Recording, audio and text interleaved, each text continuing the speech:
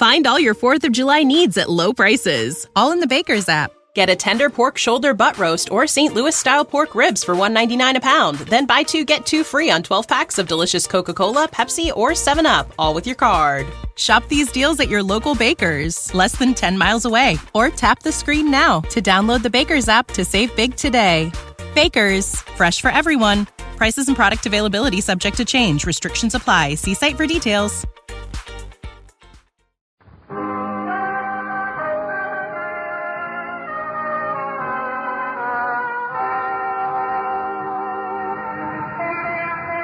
Broadway's my beat, from Times Square to Columbus Circle, the gaudiest, the most violent, the lonesomest mile in the world. Broadway's My Beat, with Larry Thor as Detective Danny Clover.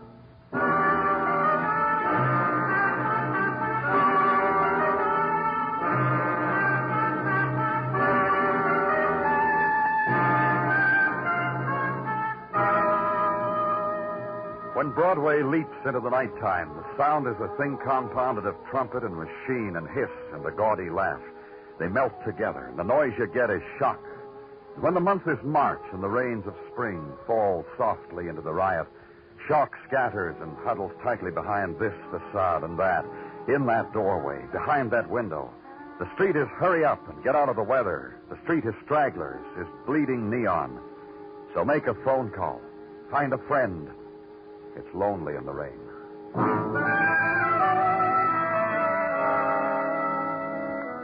There were ceiling-to-floor windows where I was to enjoy the view, high above the city and look out over it, blurred now by the spinning raindrops, the penthouse apartment, and violent death on the 40th floor with its own private entrance, and Detective Muggavan kneeling over it. It's a way to die, Danny. With a .32 slug, I'd say. Shot in the back. Of course, it's frowned on by 100% sports. Who is he, Muggavan? His name's Gordon Merrick. You know, Angel Merrick. I hope he makes Angel where Merrick, huh? The showbacker with a golden touch. Isn't that what the columnists call him? Yeah. They'll think of a better one after tonight. Well, let's have it, Muggavan. What happened? Well, pretty definite when he was shot. A hotel like this times everything. Calls, requests for room service, you know. Merrick called down for champagne at 11:30. And the table service. For 2? Would you drink champagne alone on a rainy night in a place like this? Sure, for 2. Waiter brought everything a half hour later at midnight. No answer. Walked in, saw Merrick lying there. Any callers on the desk you have? Anybody could get on the public elevator to the 35th floor, get off, take the private elevator to here. No way of checking. That painting underneath him looks like he grabbed it when he fell. I don't blame him. All I got that resembles that picture I had to cut out of a magazine and paste in my locker. With Merrick, it's a life-sized oil painting. Comes the time I back a show starring that woman. Carol Royce. Beautiful girl, Muggavan. I saw her a couple of weeks ago coming out of the theater where her show was playing. Well, I would have found some excuse to stop her and talk to her. You know, your car's parked in the wrong zone or something. Well, work to do, huh, Danny?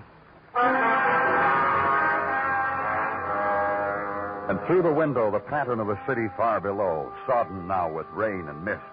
The sunken city, its roar muted, its brilliance dimmed and sallowed in the haze of night rain. Then the quick phosphorescent gleam of neon, and only neon has the power of flight through this darkness.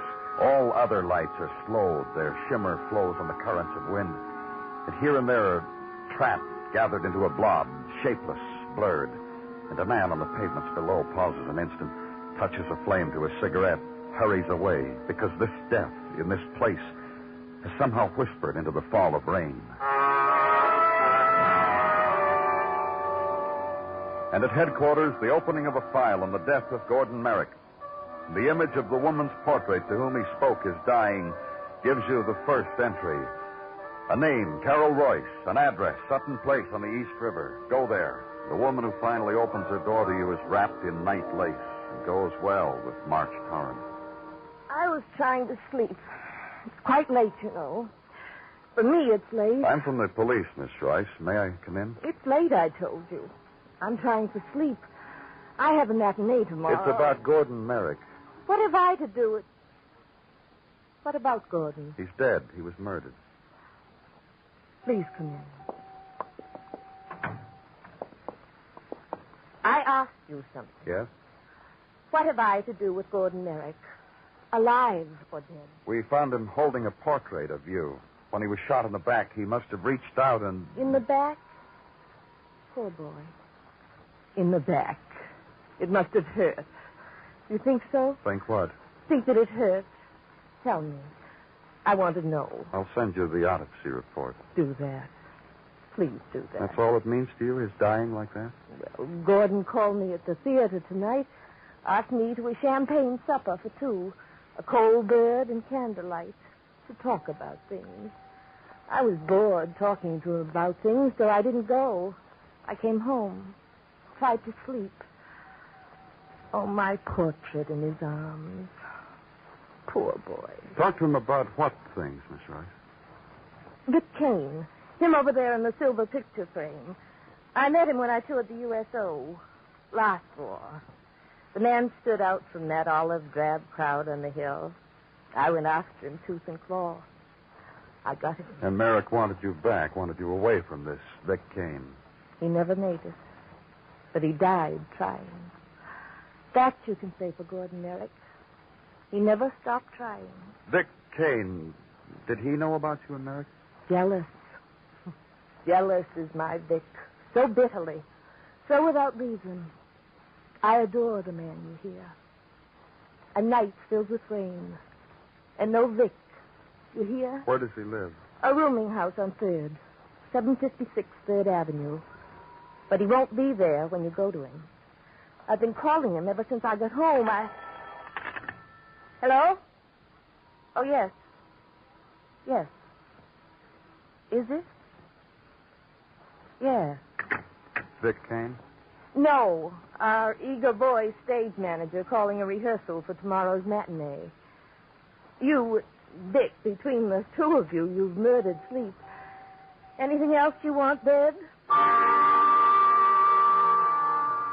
And leave there and the drive now downtown through the streets of wavering shapes and rain that slants towards you with the sound of the windshield wiper that somehow becomes intimate and lolling. The spotlight on the car searches out a house number, finds it. Be told Dick Kane is not at home. But why don't you wait, sir? That chair over there in the hall, sir, is for waiters. So wait. The hall is a place of built-in draft and a picture of a tiger at bay and a rug becoming one with the wooden floor. Wait. And in an hour...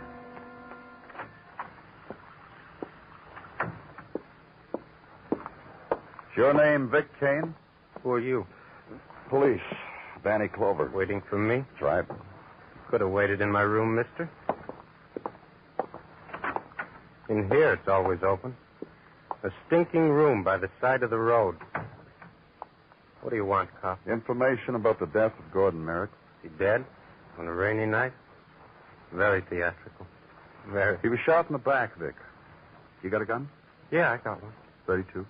You want a pat-pat on top of your head and admiring, don't you?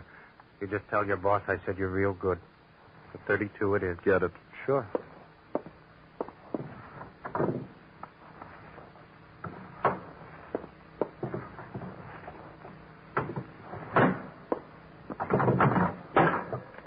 Hey, what is this? Can't find it, Vic? What do you think I'm doing, cop? Going through a ritual before I reach under the mattress and say, well, here it was all the time? The gun is gone. Somebody just walked into your room by the side of the road, which you leave open because you're friendly, and somebody took it. Is that right? That's right. Where were you tonight, Vic? Shooting snooker. I can point out the table, the cue stick. You want me to? Between 11 and 12 midnight? Had me a walk along Broadway, past Carol's Theater to look at the posters. Then had me a long walk in the park. In the rain? Let's see your shoe, Vic. Come on, hold it up. Let's see. It's a muddy park tonight, Vic. Your shoes are awfully clean. What did you do? Walk on your hands? Now, look. You're under arrest, Vic. Suspicion of murder. And deliver him to homicide, to the death handlers, for further questioning, further probing. The coffee scalded too many times. The pack of cigarettes tossed in a gleaming arc from one shadow to another. The quiet night talk. And Kane stays with his story. He's booked, locked up on suspicion of the murder of Gordon Merrick. And in a room reserved for it, gather up the shreds and rags of sleep. Try to arrange them in the steel cot.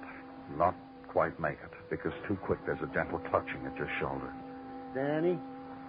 Danny, sorry I have to bother you, but there's a man waiting for you in your office. A couple hours now. I tried to let you sleep as long. Walk away from sleep to where the man waits. A bulk of a man, his hand like a clump of cold iron in yours, and his voice soft, surprisingly soft. I wish I didn't need to disturb you, Mr. Clover. You boys work hard. Need all the dreams you can steal. I know. Anything I can do for you? If you care to, you can. It's a matter that rests entirely with you, my position being rather ambiguous in this thing.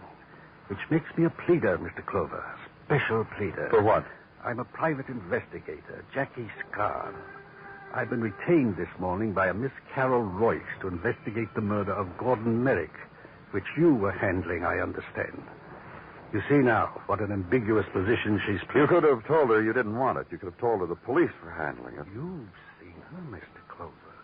You talked with her at the moment when she expected another caller. You'll understand my receptiveness.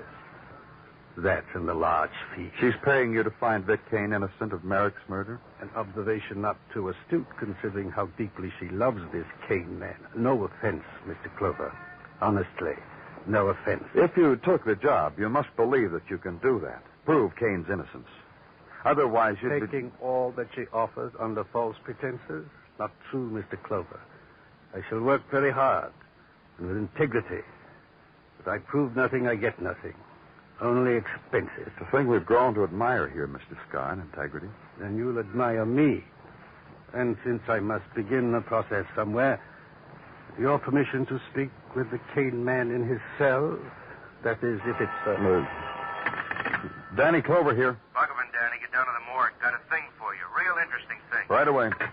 You want to talk to Kane. That's your special plea, Mr. Scarr? Exactly. So I, too, can earn my keep. Tell him at the desk I said you could have an hour. Go ahead. Prove his innocence, Scarr.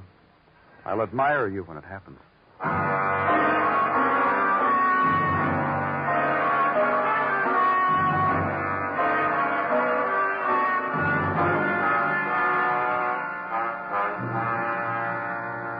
Over here, Danny. Why don't you take a look at somebody? Okay, what have you got? This woman. Been here in the morgue since 5 this morning. She'd been dead about half hour. Oh. Who is she? A name that's made police blot her a lot of times. Vicinity of the Bowery. What'd you call me for? This gun. Was found beside her in an alley downtown. And? It's been up to technical, Danny. Slug that killed this woman came from this gun. Also the slug that killed Gordon Merrick. Let's see it for a second. Serial number's been filed off. Yeah, I was coming to that. The boys from technical raised the numbers. And you know what? No, I don't know what. Come on. Gun's registered to Vic Kane. But I had Vic booked at 2 this morning. Yeah. His gun. This woman he couldn't have killed. You've got to find yourself a new murderer.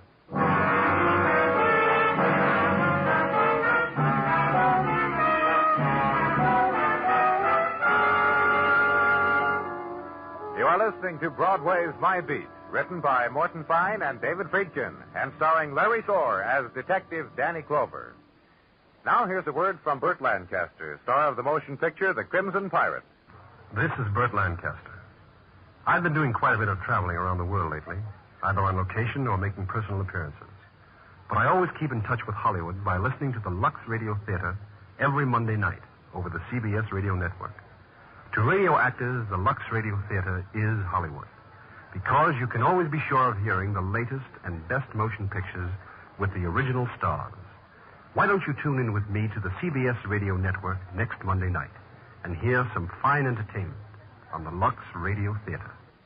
This Monday night, it's Barry Fitzgerald, Ann Blythe, and Dennis Day in Top of the Morning on most of these same CBS radio stations.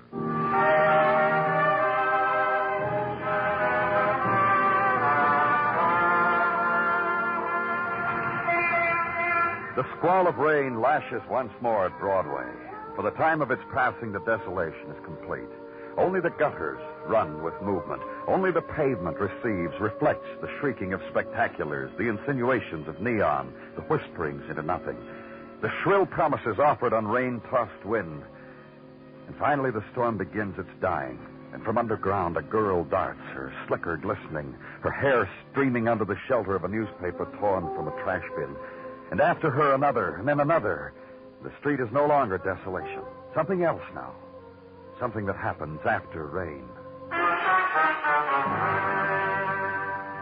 And from a window, consider it. Follow the trickle of a raindrop with your finger. Consider that in this passing storm, a woman had lain dead in an alley. Then turn away from it and come face to face with Sergeant Tartaglia. Rain is indeed a moody thing, eh, Danny? Oh, well, hello, Gino. I tossed a similar comment to Mrs. Tartaglia during the night. I knocked on her shoulder, woke her up, and said, Mrs. T, rain is a moody thing. It taps on windows, calls up memories of tothood. You woke her to tell her that? Once she woke me about snow. We have an understanding about things like that, Danny. I'm glad for you both. I shall tell Mrs. T you didn't mind I woke her up. Thank you, Danny. And me, Gino. What do you have to tell me? And then the woman found dead with the same gun which did murder one Gordon Merrick. What about her, Gino? A woman, Sophie Henry by name. A frequent caller at the precinct pokey. A frequent instigator of balls, friendly riots, etc., etc. A record up to here, Danny. Anything in it about a connection between her and Gordon Merrick? None, Danny. Was gone over by the department with tooth and comb. No connection. Anything else? Address, if you need it. Besides the pokey, a flea bag in the Bowery. I scrawled the name here, Danny. Take if you need. You're welcome. That boy we're holding for Merrick's murder, Danny. Vic Kane. What about him? Do we release? Not yet, Gino. There's still an answer I've got to find. Why Sophie Henry was killed with his gun.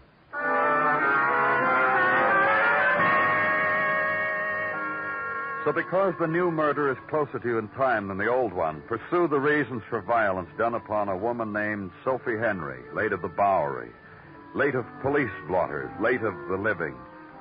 The ride downtown to the tip of the island. The streets are clean now after the rain. The chalk on the wall faded. The gutters running deep and turbulent for the 5-year-old sailors of matchsticks. The address you're looking for is spliced between a grocery store and a bar.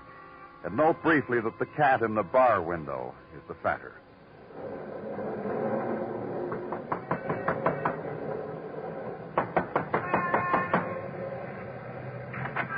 Yeppo. Good morning. I'm from the police. Name's Danny. You come right in here, boy.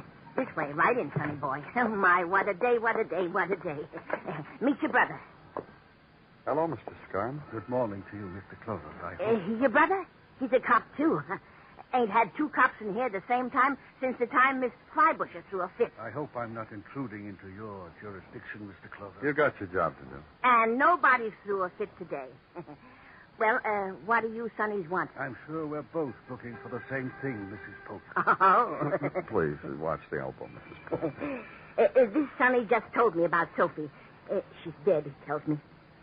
So what do you want with me? I want you to help the police find out Who killed my Soph, sonny? Who did that to her, huh? Who beat and threw her in an alley to die like that? Who would do that to my little Sophie, huh? She was doing that when you knocked on the door, Mr. Clover. Now you're all caught up. You found out anything, all this, that we ought to know? Believe me, I'd be the first one to let you know. How come you're here? Well, you must know. For an identical reason that you are. The papers had it. My client's gun killed this woman, Sophie Henry. Hey. Yes, Mrs. Polk? How about me? What about you? Ain't you got questions to ask me? Well, promise you won't go hysterical again when I mention Miss Henry's name. Scout's honor. Just answer this question. When was the last time you saw Miss Henry? Well, when the hall phone woke me up last night, and the gentleman said, get Sophie to the telephone. And so I did. What gentleman asked you that? Did he give his name? No, didn't give his name. I called Sophie to the phone. What time was this, Mrs. Polk? What time? About midnight last night. After the call, she got dressed like always, and she went out, so I closed my door and went back to sleep. Ah, poor Sophie. You know, she was like a little girl. Nothing you couldn't ask her to do, and she would do it right away. She was Let's always... get out of here, Scarn. Just one thing, Mr. Clover. Looks good for my client, doesn't it?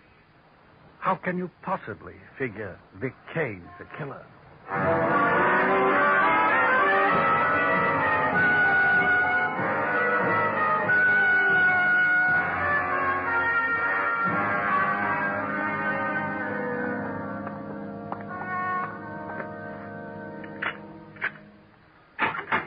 Thanks, guard. I'll call you when I want you. Hello, Vic. Welcome. Carol Royce been in to see you, Vic? She was here. Oh? She wept and pressed her lips against the wire mesh and carried on. Everything but the saw and the fruitcake. I can't figure you at all, Vic. Yeah. Police psychologist had a go at me a little while ago. Ran screaming down the hall. I can't figure you, Vic. Because a woman like Carol Royce is in love with you. A beautiful woman, talented, famous. The way I hold a cue stick, little finger crooked, just so. You love Carol? It eats you what I got for Carol. That's not what I asked you. Listen. You love her? What you want with me? Love her? Yeah. That gives you motive, Vic. To kill for her? We've been over that. I said no to you. I know. You went walking in the park at the time of Merrick's death. Hey, I forgot to tell you something about that. What? I scraped the mud off my shoes so I wouldn't get the landlord's rug all muddy and dirty. He's got trouble enough with tenants who drop cigarette butts. All right, let's assume you've scraped your shoes and you're all neat and natty. Did you happen to walk past Merrick's apartment house and just happen to get on the elevator and just happen to get off at the penthouse? I've never been in a penthouse in my life, which includes Merrick. One more question, Vic. Did they let you see the morning papers? I saw him. Puts you up a tree, doesn't it, cop? Kind of. What kind of jury's going to convict me, cop? Merrick dead with my gun, I go to jail. Hours later, I'm still in jail, and somebody else is found shot to death in an alley. Also shot with my gun. My gun was stolen, like I said it was. That guy that Carol hired for me, that Jackie Scarn, he's going to find out what this is all about. What do you want, Gino? Some technical, Danny. Here. Take a look. You'll be interested in this, too, Vic. These copies of your prints. What about them? They match perfectly with prints taken off the phone at Mr. Gordon Merrick's penthouse apartment. Okay. Okay, what? So I was at his apartment. That's right. I forgot to tell you. I made a free phone call from there, but I didn't kill Merrick because I didn't have a gun. My gun was stolen. That I can prove. My gun killed Merrick, and it also killed a dame while I was in your jail. So what are you going to prove, cop? And leave him. Spend the rest of the afternoon wondering about Vic's question. What was I going to prove? And know this. Vic would never be brought to trial unless I could prove something. His statement that his gun had been stolen would hold. But make an assumption and work from there. Assumption, Vic had murdered Gordon Merrick. Reason for assumption, Vic had lied twice. The mud that wasn't on his shoes, his prints that were on a telephone. Further reason for assumption, he had motive for killing Merrick. Motive, the love of Carol Royce. What needed to be known now was how the murder gun was found in the Bowery beside a dead woman. So have dinner and think about it. Read a newspaper. Catch up on back detail. And it's 11:30. A late time, but still a question time. So go now to the apartment of Carol Royce.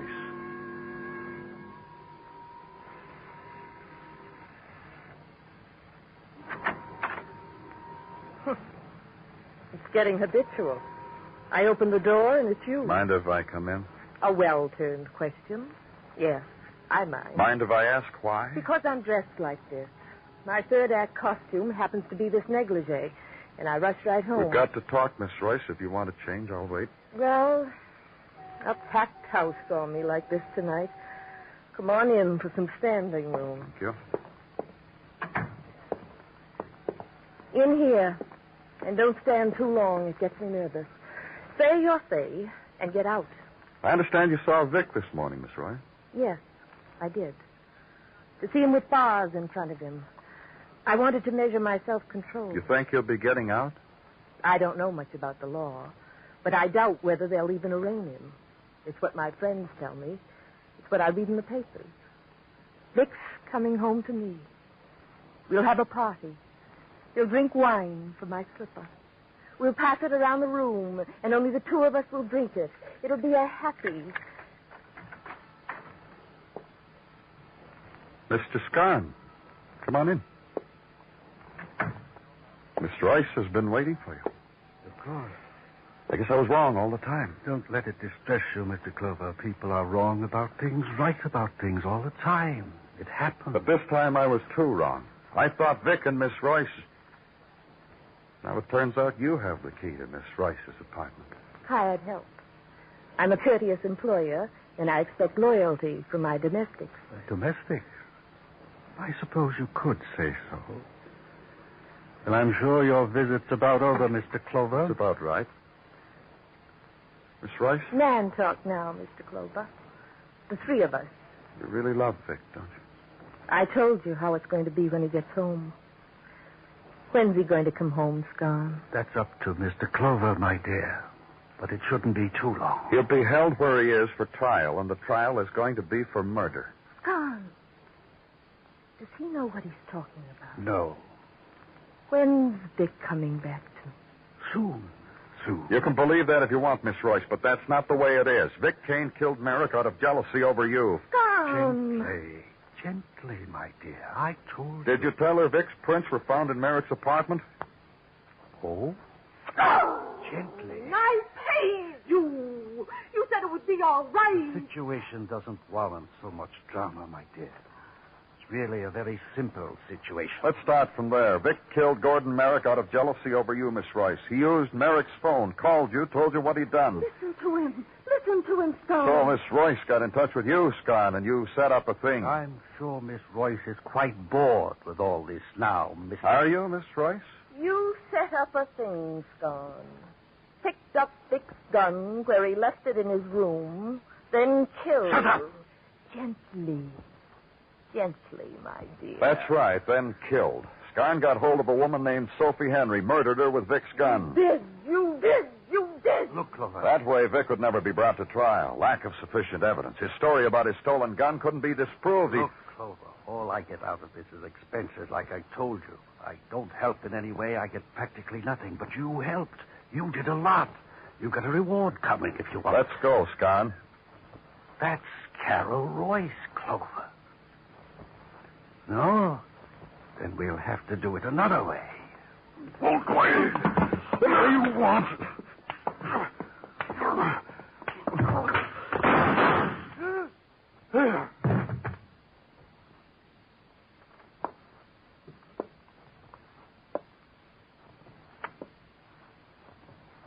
Here's my gun, Mr. Clover. Did I kill him? Is he dead? He's dead. Good. Take me away. I feel clean again.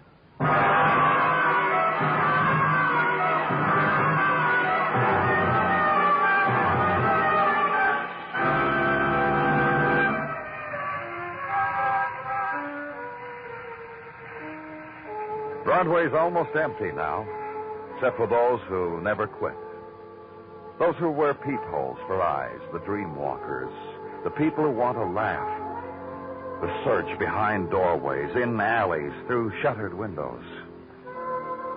They never go home because they can't.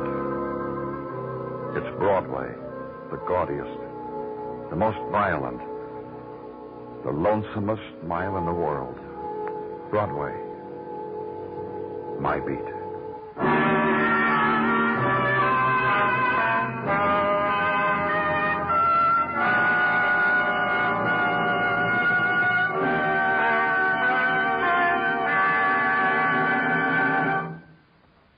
Broadway's My Beat stars Larry Thor as Detective Danny Clover, with Charles Calvert as Tartaglia and Jack Crucian as Muggavan.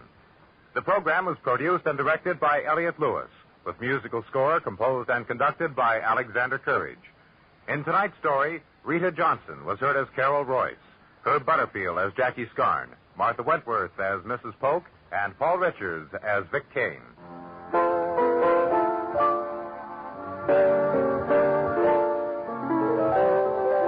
Tomorrow night, Joseph Cotton stars in Playhouse on Broadway.